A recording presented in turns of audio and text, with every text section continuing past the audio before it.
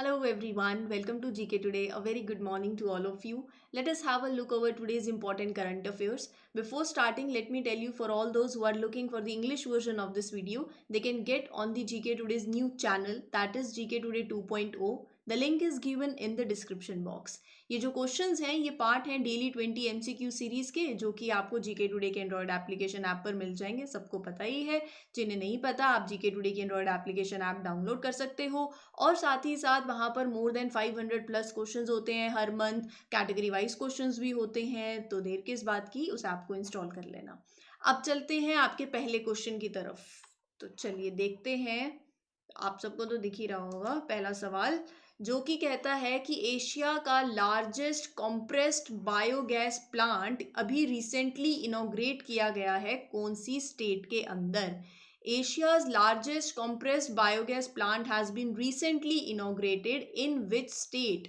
So the name of the state is Punjab. Option B इस question का सही answer है। अभी recently union minister of petroleum and natural gas Hardeep Singh Puri ने inaugurate किया एशिया का लार्जेस्ट कंप्रेस्ड बायोगैस प्लांट, जो कि संगरूर में है, पंजाब में है। संगरूर के अंदर इसको इनॉग्रेट किया गया। एफडीआई इन्वेस्टमेंट जो हुई है वो कितने की हुई है? 220 करोड़ की इन्वेस्टमेंट करी गई है एफडीआई से। बायो एनर्जी कंपनी है, जर्मनी की है, वर्बियो एजी। ठीक है, तो ये कंपनी का नाम है, जर्मनी की है, ऐसे याद रख सकते हो। ये जो प्लांट है ये 20 एकड़ 20 एकड़ के बेसिकली उसमें ये स्प्रेड है, इट इज स्प्रेड अक्रॉस। और ये करंटली प्रोड्यूस करेगा about 6 tons per day compressed biogas.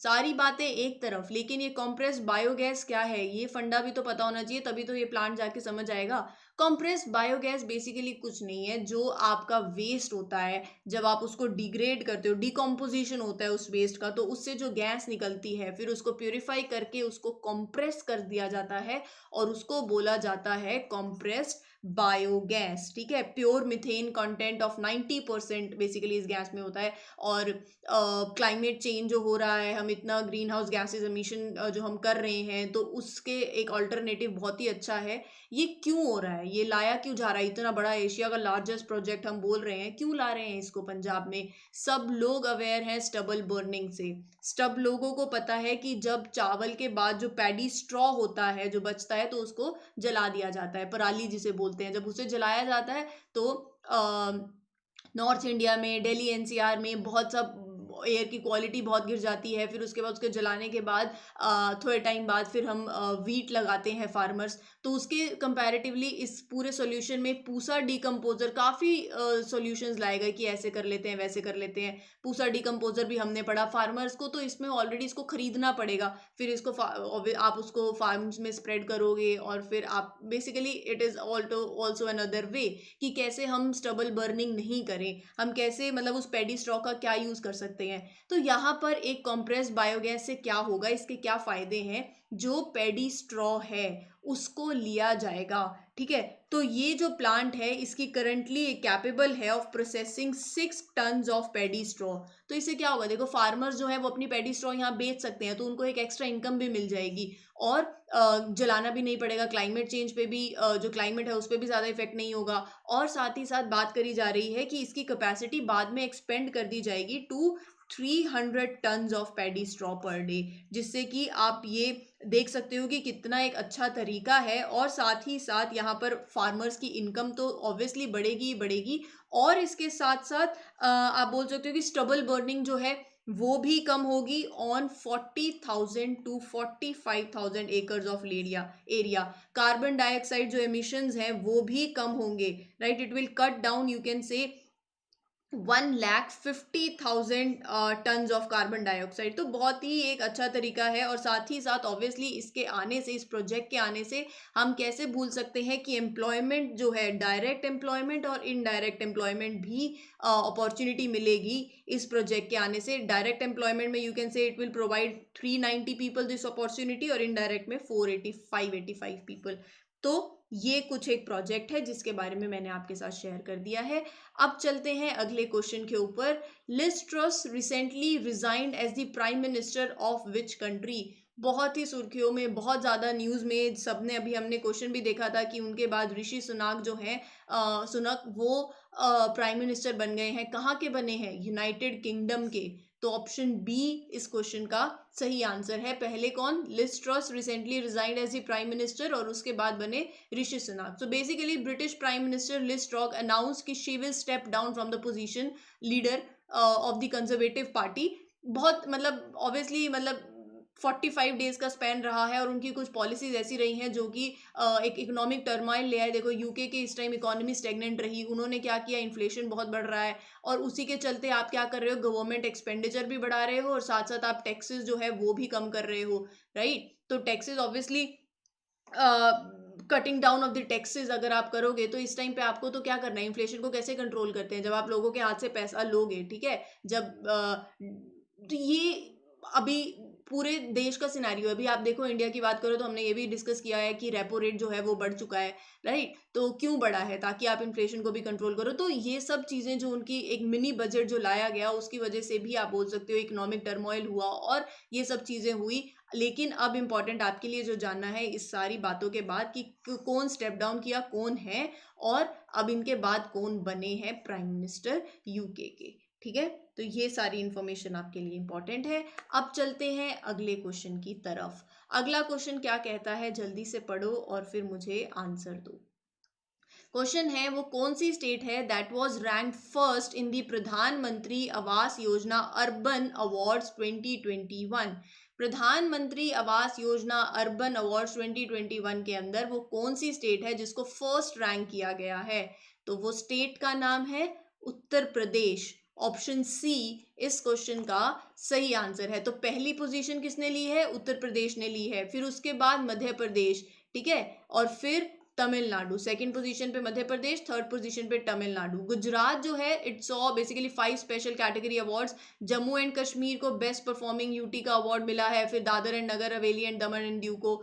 तो यहाँ पर इस योजना के बारे में बहुत इंपॉर्टेंट है, बात कर लेते हैं। पहले तो मैं बात कर लेती हूँ ओवरऑल जो बात हुई थी एज पर जो ये अभी रिसेंटली की। सो 1.23 करोड़ हाउसेज वर सैंक्शनड इस स्कीम के अंदर, जिसमें 64 लाख जो है वो ऑलरेडी कंप्लीट हो चुके हैं और डिलीवर भी हो चुके हैं।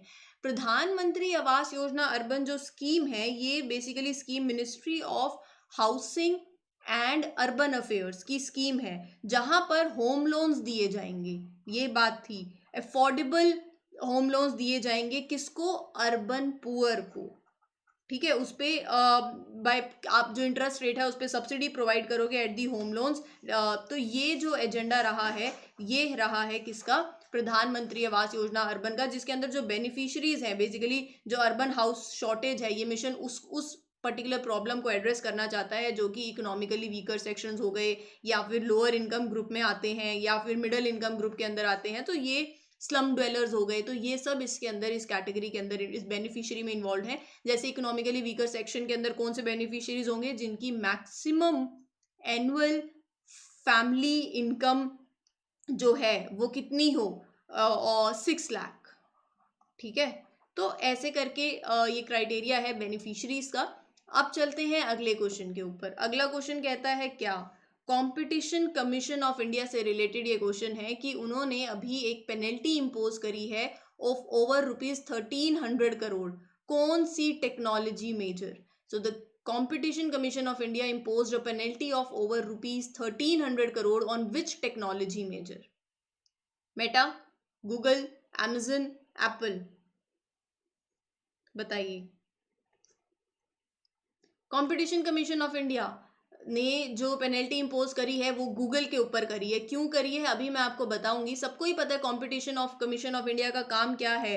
टू एलिमिनेट द प्रैक्टिसेस जो कि एडवर्सली इफेक्ट करती हैं इंटरेस्ट ऑफ कंज्यूमर्स को। एक अच्छा कंपटीशन बना रहे, ऐसी कोई भी प्रैक्टिस जो कि इफेक्ट करे कंपटीशन को, और इंश्योर करना कि मार्केट में जो कंज्यूमर्स का ऑब्वियसली ये सब कुछ चीज़ें ध्यान रखना कि उनका इंटरेस्ट को प्रोटेक्ट करके रखना। यहाँ पर कंपटीशन कमीशन ऑफ इंडिया ने इतनी बड़ी पेनल्टी जो दी है फॉर गूगल, वो दी है कि देखो अब आप सब फोन अपने सब जो है वो फोन यूज करते हो, आपका ऑपरेटिंग सिस्टम क्या है? एंड्रॉयड ही होगा। मेजर जो सब फोन यूज करते हैं रेडमी का हो गया, अपार्ट फ्रॉम एप्पल, तो उसका तो अलग ही है। तो यहाँ पर आप जैसे कोई भी सैमसंग ले लो, चाहे आप जो भी फ़ोन यूज़ करते हो उसमें एंड्रॉयड ऑपरेटिंग सिस्टम है, राइट। तो बात ये है कि जब आप जो ओरिजिनल इक्विपमेंट मैन्युफैक्चरर है, जैसे सैमसंग का ही, सैमसंग का फ़ोन है आपके पास, लेकिन जब उस अब आप खोलते हो तो कुछ उसमें ऑलरेडी प्री इंस्टॉल्ड ऐप्स होते हैं जिनको आप अनइंस्टॉल भी नहीं कर पाते। Web browser, web search engine जो है वो भी गूगल का है, ठीक है। तो जो उसमें ऑपरेटिंग सिस्टम है, सैमसंग मैन्युफैक्चरर है, लेकिन सैमसंग को भी जो पहले राइट्स लेने पड़ते हैं गूगल से,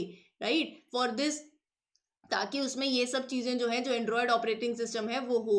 लेकिन यहाँ पर जो इशू है पूरा वो ये है कि कंपटीशन कमीशन ऑफ इंडिया कहता है कि गूगल को you have use this dominant position, आपको लगता है मार्केट में और कोई नहीं है और आप डोमिनेंट हो और आप उस पोजीशन को गलत तरीके से यूज कर रहे हो, for abusing it's dominant position.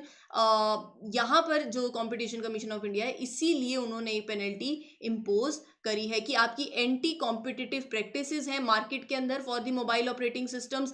Apps देखो, आप स्टोर जो आप खुद अगर आप एंड्रॉयड फोन चलाते हो तो आपको भी पता होगा, web browsers, web search engine, online video hosting services, YouTube, अगर आप अभी वीडियो देख रहे हो तो कैसे देख रहे हो, राइट। तो ये सब जो है इसीलिए बात करी जाती है कि यहाँ पर गूगल का एक बहुत बड़ा रोल है, एक डोमिनेंट आप प्लेयर हो अपनी इस फील्ड के अंदर, ठीक है। वो गूगल कहता है बदले में कि नहीं मैं नहीं हूँ, एप्पल है। ये अलग स्टोरी चली जाएगी, ठीक है। अब स्टोरी में नहीं चलते हैं, अब चलते हैं अगले क्वेश्चन के ऊपर। Launch vehicle mark 3 mission is associated with which country? बताइए। लॉन्च व्हीकल मार्क 3 जो है वो एसोसिएटेड है हमारे प्यारे भारत से, तो इंडिया जो है वो इस क्वेश्चन का सही आंसर है, ठीक है। तो बेसिकली बात क्या है, बात ये है कि रिसेंटली इसरो ने ये हैवीएस्ट रॉकेट लॉन्च व्हीकल जिसका नाम है LVM-3, उसको सक्सेसफुली इस लॉन्च व्हीकल ने ऑर्बिट करी है 36 satellites of UK based one web, ठीक है। Foreign customer one web UK based है, तो उनकी जो 36 सैटेलाइट्स हैं ऑफ दिस वन वेब, उनको बहुत ही सक्सेसफुली लो अर्थ ऑर्बिट के अंदर सक्सेसफुल हुए। तो ये LVM-3 जो है बेसिकली ये इसके अंदर कैपेबिलिटी है, ये न्यूएस्ट रॉकेट के अंदर, कि वो कैपेबल है of launching 4000 kilogram class of satellites in the Jio synchronous transfer orbits. और अगर मैं लो अर्थ ऑर्बिट्स की बात करूं तो आप ये जो रॉकेट है ये कैपेबल है of carrying a payload of 8000 kgs of payloads, ठीक है। अगर आपने सुना हो GSLV मार्क 3 के बारे में, तो GSLV मार्क 3 जो है ना उसको रीनेम किया गया है इसरो ने और उसको नाम दे दिया गया है launch vehicle mark 3। GSLV mark 3 अगर आपसे पूछ लिया जाए, चंद्रयान के बारे में सबने सुना होगा, चंद्रयान 2 जो मिशन रहा है 2019 में जो मिशन था, तो GSLV मार्क 3 ही यूज किया था तब चंद्रयान 2 मिशन के टाइम पे लॉन्च करने के लिए, ठीक है। तो ये है पूरी की पूरी बात। अब चलते हैं आपके अगले क्वेश्चन के ऊपर। अगला क्वेश्चन है एक रिपोर्ट। कौन सी organisation has released a report titled using technology to improve a billion livelihoods? Billion livelihoods को इम्प्रूव करने के लिए यूजिंग दिस टेक्नोलॉजी, ये दिस टेक्नोलॉजी नहीं, ये रिपोर्ट है, using technology to improve a billion livelihood. ये ऑर्गेनाइजेशन जो रिलीज करती है रिपोर्ट ये है World economic Forum. Absolutely correct, option B इस क्वेश्चन का सही आंसर है। So basically World economic Forum जो है ये रिपोर्ट जो है रिलीज करी जाती है, it is written by the world economic forum centre. बात देखो, ये रिपोर्ट ये कहती है कि जो आप ड्रोन्स का यूज कर रहे हो, ये जो टेक्नोलॉजी लेड ट्रांसफॉर्मेशन आप लेकर आ रहे हो, चाहे एग्रीकल्चर, यहाँ पर बात एग्रीकल्चर की हुई है उन्होंने जो करी, तो putting drones at the centre of the technology Indian agriculture के अंदर, तो ये बूस्ट कर सकता है कंट्री की GDP को बाय 1 to 1.5%। आने वाले सालों में इंडिया के अंदर it can create at least 5 lakh jobs in the coming years. तो ये सब कुछ जो है कि आप टेक्नोलॉजी की हेल्प से you can improve a billion livelihood, ये रिपोर्ट टाइटल है इसका, that is written by the world economic forum centre. ठीक है जी, अब चलते हैं अगले सवाल पे। Which country has sought geographical indication tag for Nihonshu sake in India? तो ये आप देख रहे हो, बस यही है। ये क्या है अभी बताते हैं। तो पहले आप ये देख लो GI टैग के लिए कौन सी कंट्री जो है वो कह रही है फॉर दिस निहोन्सू या फिर साके इन इंडिया। वो कंट्री कोई और नहीं है, जापान है। ऑप्शन बी इस क्वेश्चन का सही आंसर है। सो बेसिकली जो जापान की एम्बेसी है न्यू दिल्ली में हैज़ फाइल्ड एन एप्लीकेशन, एक एप्लीकेशन फाइल करी है उन्होंने जीआई टैग लेने के लिए। ये एक एल्कोहलिक बेवरेज है जो कि राइस के फर्मेंटेशन से बनता है, राइट। और साथ ही साथ पहली बार है कि ये प्रोडक्ट जो जापान का है उन्होंने फाइल किया है फॉर अ टैग और जीआई टैग लेने के लिए। बहुत से जीआई टैग आपने जीआई टैग प्रोडक्ट जो होते हैं उनके बारे में सुना होगा। क्या होते हैं जब किसी प्रोडक्ट को जीआई टैग जो है वो दिया जाता है? बेसिकली ये एक इंडिकेशन है to identify goods having special characteristic, मतलब वो उस ओरिजिन से। तो बात यहाँ पर आती है कि जब आप किसी को भी ऐसे जीआई टैग दे रहे हो तो आप क्या कर रहे हो? आप उस प्रोडक्ट की आइडेंटिफिकेशन कर रहे हो from the place it is originating, right. कि इसके जो खास फीचर्स हैं इस प्रोडक्ट के वो ये इसलिए हैं क्योंकि ये वहां पाए जाते हैं, राइट। तो इसका सिग्निफिकेंस भी यही है कि एक बार किसी प्रोडक्ट को जीआई टैग मिल जाएगा तो कोई और पर्सन, कोई और कंपनी उसको उसी सेम आइटम को किसी अंडर दैट नेम उसको सेल नहीं कर सकती, राइट। लीगल प्रोटेक्शन मिल जाएगी और जीआई टैग से हेल्प होगी, मार्केट में आपका प्रोडक्ट एक्सपोर्ट होगा और ज़्यादा अच्छे से। और यस, कस्टमर्स को भी एक ऑथेंटिसिटी मिलेगी। और जब किसी प्रोडक्ट को जो जीआई टैग दिया जाता है वो 10 साल के लिए दिया जाता है, पूछा जा सकता है, 15 साल नहीं है। It is valid for the period of 10 years और बाद में फिर उसको रीन्यू करा लो, ऐसा होता है, ठीक है। तो ये है जीआई टैग के बारे में। और यहाँ पर ये जो अब ये निहोन्सू है, ये जापान की बहुत ही फेमस एल्कोहलिक बेवरेज है और people traditionally drink this Nihonshu special occasions पर, वहाँ पर फेस्टिवल्स में, वेडिंग्स में, डेली बेसिस में भी कंज्यूम होती है। तो ये जापान के लाइफस्टाइल का और उनके कल्चर का एक पार्ट है, ठीक है। तो उसके लिए अब ये कह रहे हैं कि उन्होंने फाइल करी एक application for seeking GI tag, ठीक है। Now moving on to the next question. Nallamala forest range जो है, क्वेश्चन कह रहा है कि ये कहाँ पर लोकेटेड है, कौन सी स्टेट में है ये फॉरेस्ट रेंज? कहाँ है ये फॉरेस्ट रेंज? हाँ जी, आंध्र प्रदेश। फिर टिक कर दे, चलो कर देते हैं। ऑप्शन बी इस क्वेश्चन का सही आंसर है, आंध्र प्रदेश ही है। ये फॉरेस्ट रेंज इसलिए न्यूज़ में है क्योंकि सेंट्रल गवर्नमेंट ने, हाँ मैप देख लो, ये देखो, ये रहा मैप, ये रहा आपका फॉरेस्ट रेंज। यहाँ पर ये आंध्र प्रदेश है, बॉर्डर पे है, ठीक है। तो सेंट्रल गवर्नमेंट जो है उसने अप्रूव की है कंस्ट्रक्शन ऑफ अ ब्रिज। वो ब्रिज जो है that will be across which river? Krishna river, जो कि तेलंगाना को कनेक्ट करेगा आंध्र प्रदेश से। तो ये जो ब्रिज है it is set to pass through this forest range, Nallamala forest range, Eastern Ghats के अंदर आंध्र प्रदेश में। 3 किलोमीटर लंबा ये ब्रिज है जो कि हैदराबाद और तिरुपति के बीच का जो डिस्टेंस है उसको रिड्यूस कर देगा बाय 80 किलोमीटर, ठीक है जी। तो ये हो गई इसके बारे में बात। अब चलते हैं आपके अगले क्वेश्चन के ऊपर। अगला क्वेश्चन है कि कब पुलिस कमेमोरेशन डे ऑब्जर्व किया जाता है इंडिया के अंदर? When is the police commemoration day observed in India? कब होता है बताओ, कब होता है? 21 अक्टूबर। ऑप्शन बी, जिन्होंने भी सोचा बिल्कुल सही सोचा, ठीक है। अब चलते हैं थोड़ा सा इस दिन के बारे में, इसकी थोड़ी हिस्ट्री जान लेते हैं कि हर साल होता है, 2 साल में एक बार नहीं, हर साल 21 अक्टूबर को हम ऑब्जर्व करते हैं police commemoration day, which is to commemorate the sacrifices of 10 CRPF personnel, जिन्होंने अपनी जो लाइफ है they lost their lives in the line of their duty. तो 21 अक्टूबर को, बेसिकली 21 अक्टूबर 1959 में 10 इंडियन पुलिसमैन थे who were killed during an attack by Chinese troops. कहाँ पर? In the hot spring region which is close to Ladakh. तो तब से ये 21 अक्टूबर जो है it is celebrated to commemorate the sacrifices of the CRPF personnels, right. चलिए जी, अगला क्वेश्चन देख लेते हैं। अगला क्वेश्चन है कि हमारी एक नेबरिंग कंट्री है और उसको रिमूव कर दिया गया है from part of grey list. ये क्वेश्चन कह रहे हैं हमारी नेबरिंग कंट्री है। Which neighbouring country of India has been remove from part of grey list? Sri Lanka, Pakistan, Pakistan. Option B इस क्वेश्चन का सही आंसर है। तो बेसिकली बात यह है कि पाकिस्तान को recently financial action task force ने अनाउंस किया ये डिसीजन कि वो पाकिस्तान को ग्रे लिस्ट से रिमूव कर रहे हैं। तो वो कहते हैं कि पाकिस्तान ने बहुत ही सिग्निफिकेंट प्रोग्रेस दिखाई है, anti money laundering, basically they have improved, financial terrorism regime, obviously इससे अच्छा फिर अगर ऐसा कुछ है तो इंडिया के लिए तो ये बहुत अच्छी बात होगी, बट ऐसा है या नहीं वो तो बात की बातें हैं। फाइनेंशियल एक्शन टास्क फोर्स के बारे में थोड़ा जान लो आप, ये आपके लिए बहुत इंपॉर्टेंट है। इसको एस्टैब्लिश किया गया था कब? जुलाई में 1989 में बाय अ G7 समिट। कहाँ पर? पेरिस में। तो हेडक्वार्टर कहाँ हुआ? पेरिस में। ठीक है, तो इसका फुल फॉर्म क्या है? Financial action task force. इसके अंदर कितनी लिस्ट होती हैं? एक होती है ब्लैक और एक होती है ग्रे।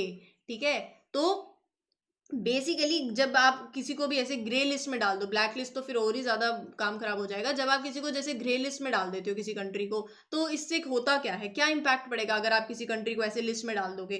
तो बेसिकली वो कंट्री जो है, जब उसको जो दूसरे फाइनेंशियल इंस्टीट्यूशन है जैसे IMF हो गया, वर्ल्ड बैंक हो गया, ठीक है, तो ग्रे लिस्टेड कंट्रीज होती है उनको फिर बहुत कॉम्प्लिकेशंस फेस करनी पड़ती हैं in getting the international lending, अगर उनको चाहिए हो तो।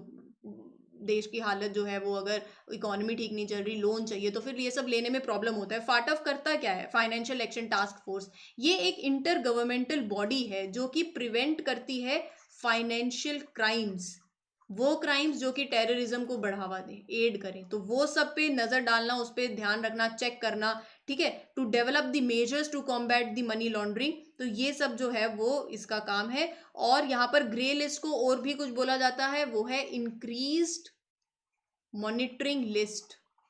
तो ये नाम, दूसरा नाम भी आप याद में रख सकते हो। इंडिया भी एक मेंबर है ऑफ FATF सिंस 2010। ठीक है, FATF बुला लो। तो yes, financial action task force, वो मैं बोल रही हूँ ऐसे फाटफ, बस बोला नहीं, FATF ही बोलते हैं, तो यू कैन से FATF, financial action task force. ठीक है, चलिए, तो यहाँ तो हो गए हमारे क्वेश्चन खत्म। अब चलते हैं आपकी रिवीजन कैटेगरी के ऊपर, जो आपको बड़ी ही पसंद है, तो जो चीज़ आपको अच्छी लगती है। देखते हैं फिर पहला क्वेश्चन कौन सा है। अब पहला क्वेश्चन जो है वो क्या है, देख लो ज़रा। अब यहाँ पर जो क्वेश्चंस हैं वो थोड़े मिसलेनियस कैटेगरी से ही काफ़ी क्वेश्चंस हुए जाएंगे। तो यहाँ जो इस बार क्वेश्चंस हैं वो थोड़े नेचुरल गैस और गैस बेस्ड, अगर कोई सेंटर खुला है या फिर कोई ऐसा, मतलब कोई इंडियन गैस एक्सचेंज से रिलेटेड हो गया, या फिर किसी कंट्री ने कुछ भी ऐसा अनाउंस किया हो रिलेटेड टू गैस, राइट, चाहे वो बायोगैस हो, चाहे वो कंप्रेस नेचुरल गैस हो, कोई भी हो, चाहे भोपाल गैस ट्रेजेडी क्यों ना हो, राइट। तो जो भी ऐसे इस स्टफ से रिलेटेड क्वेश्चंस हैं हम उनको कवर करेंगे। पहला क्वेश्चन आप देख लो क्या है। पहला क्वेश्चन कहता है कि who is the head of the committee recently set up to review the current gas pricing formula? तो वो कौन है? किरित पारिक। ठीक है। Which company has unveiled India's first liquefied natural gas fueled green truck? That is Blue Energy.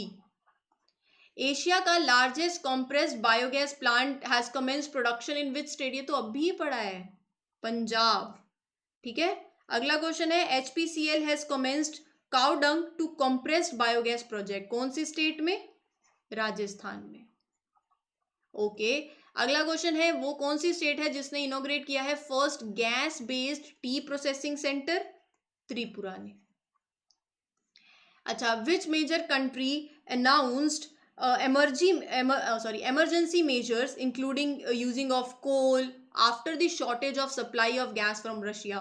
तो वो कौन सी कंट्री है that has announced the emergency measures including the use of coal after the supply of shortage of supply of gas from Russia? तो Russia Ukraine का जब war हुआ तो, ठीक है, तो वो कंट्री है जर्मनी। कौन सी इंडियन कंपनी है पहली which has become the first company to be traded on the Indian gas exchange? Oil and natural gas corporation. कौन सी इंडियन कंपनी है to trade domestic gas on the Indian gas exchange? ONGC।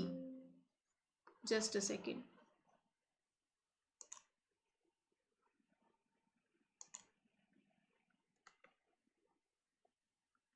Just a minute please. Yes, हाँ, ठीक है, तो चलो आगे चलते हैं। ये अगला क्वेश्चन आपके लिए होमवर्क है। हाँ, ये ट्रेड गैस जो है which is the first Indian company to trade domestic gas on the Indian gas exchange, वो मैंने आपको बता दिया, ONGC। अब है अगला क्वेश्चन जो कि है आपके लिए होमवर्क। आज हर एक रिवीजन कैटेगरी से एक एक क्वेश्चन आपके लिए होमवर्क है, ठीक है। वो कौन सी गैस है that is associated with Bhopal disaster या फिर भोपाल गैस ट्रेजेडी के साथ, वो कौन सी गैस एसोसिएटेड है? उसका नाम है मिथाइल आइसोसिनेट, ठीक है। The Nord Stream 2 natural gas pipeline is constructed under which sea or ocean? Baltic Sea. कौन सी कंपनी है that has started India's first project of mixing hydrogen into natural gas system? गेल। तो ये हो गए आपके सारे क्वेश्चंस यहाँ पर कंप्लीट। अब चलते हैं अगली रिवीजन कैटेगरी पे, जो कि क्या है, जो एक्सरसाइज न्यूज में रही है, चाहे वो कोई भी एक्सरसाइज हो, उनको कवर करेंगे। अब पहला क्वेश्चन है, कौन सी city played host to the harbour phase of Japan India maritime exercise 2022? Visakhapatnam. Parvat Prahar exercise, which Indian arm force conducted this exercise? Indian army, ठीक है। Okay, Indian army and Indian air force conducted a joint exercise जिसका name है Gagan strike, कौन सी state में? पंजाब में। India ने conduct किया एक cyber security exercise part of international counter ransomware initiative, कौन सी कंट्री के साथ कोलैबोरेशन में? यूके के साथ।